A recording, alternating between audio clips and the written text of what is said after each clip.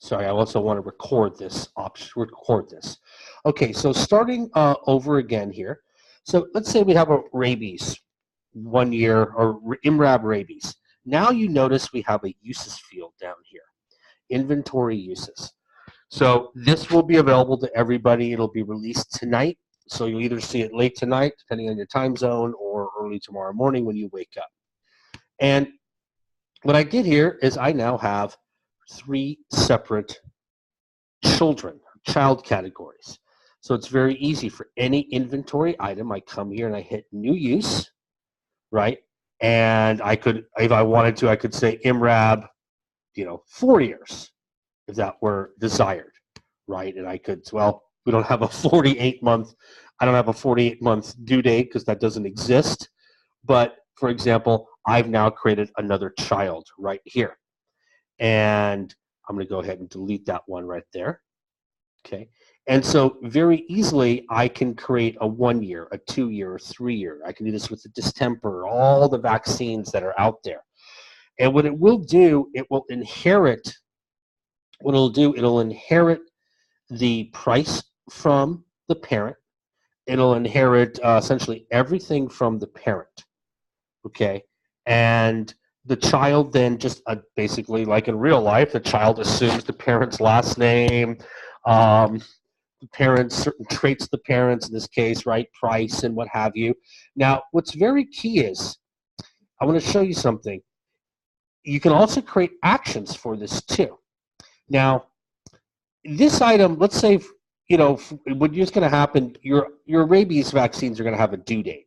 But let's just say, for example, some of your staff are working with this and they create a inventory uses and they'd like to create reminders for these. You use actions to create these reminders. But remember, unless there's a next due, you can't create action for reminders because there's no next due. So what's going to happen is the parent will most likely say 12 months or 36 months. Doesn't make a difference. You leave this alone. It's just an inherited feature. But what's the key about this is this will allow you now to set actions for the children. Okay, so I have my children all here next due 12, 24, 36. That makes sense. But for something important like a vaccination, you might want to send multiple reminders out. So now I hit new action and I hit now I can create a reminder. And you say, gosh, I want people to be, emailed, text, what have you. I want them to be emailed I want them to be emailed 3 months prior for a vaccine. And I'd like it done, also, let's see here, how about, 6 weeks prior? And we'll do, just for good measure, 3 weeks prior. Okay, now this is on top of the default reminder which exists in settings. Every item has a default reminder which you've set up in settings. So this is on top of it. You want to get extra reminders out there, and I want to know, so I have 3 months, 6 weeks, 3 weeks.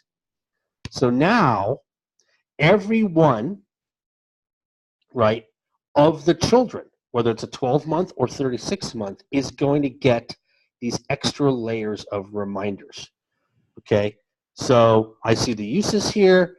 So, they'll get 3 reminders for the 3 year. They'll get 3 reminders for the 1 year.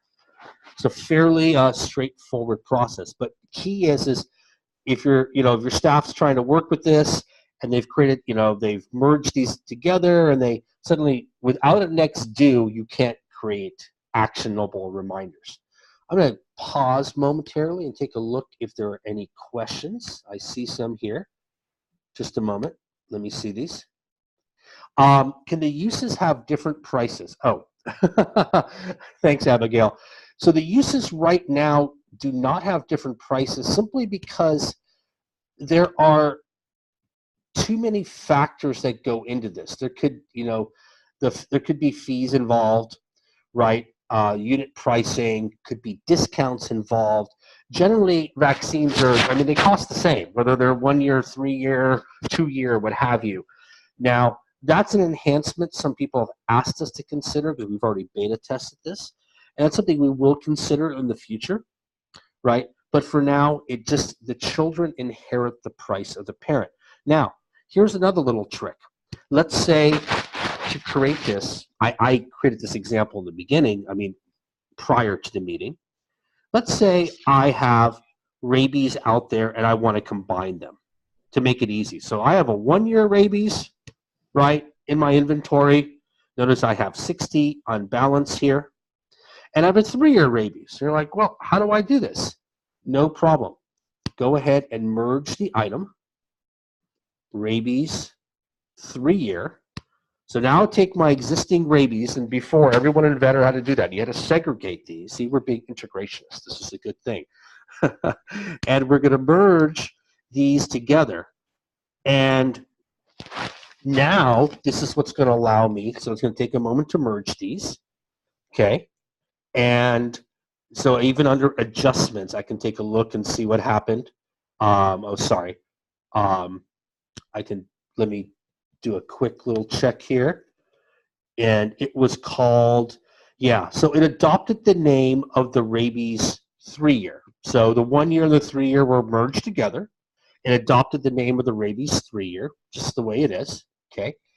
And now what we could do, let's say this would happen for you in real life here, just call it rabies vaccination, okay? And now I've merged these items together. Keep the next due date there, that's fine. You could change pricing if you needed to or anything else, okay? Let's add a category in here. Let's go under vaccinations, okay? And, you know, I can change these if I needed to. Boom. And now I hit save and done. And now I have essentially this new parent item. And if I wanted to break this apart, you know, before I showed you a pre-created example, now I'm going to show it to you in person. Really easy. Rabies 1 year, next due, right, 12 months. Rabies 3 year, next due 36 months. Boom. And just like that, now I have combined my balances, I've combined everything together, and we're good to go. I can now also, like I showed you before, I can add, you know, multiple reminders to this if I so chose, right here by using actions. The nice thing is it'll combine the balances together, right? It's going to keep, oh, the other nice thing is it's going to also combine the, it'll keep the lot numbers. It'll keep everything that you've had in there, okay? So, for example, here, I'm just going to use this purchase I made. I go ahead and it'll keep this lot number, Merck 2000 I have here, the expiration date. It'll then, when it does the combination, it'll go ahead and do that. So it'll take care of the lot numbers for you, the expiration and everything. And just like that, we now have a parent item with 2 children items. Now you can use this also for I was showing this to a mobile veterinarian this morning, and she has like 10 different travel fee options. And she was hoping for a way to, you know, clean that up. You can use this for any kind of inventory item. So she's now going to have just 1 travel fee or farm call visit, right? And then she's going to have children underneath for the different mileage radiuses. So before, right, she had maybe farm call 5 miles, farm call 10 miles, farm call 15, and you know, she had literally 12 different farm call inventory items, and that can get cumbersome. She's going to we merge them all together, just call them farm call, and then under here, we created then 12 different children. So this is not just for vaccines, it's for any inventory items you want to kind of help clean things up. Just going to pause a moment and see if there's any questions. I have another one. Oh, cool. Does the child next due date override the parent? Very good question. So the child next due date is, oh, Will this screw up reminders on current patients? No. Sorry, so let me answer the two questions separately. The child, does the child next due date override the parent next due date? No. The parent next due date, it's a placeholder, right? So I guess yes and no is the answer. The parent next due date is a placeholder. This was originally 36 months. So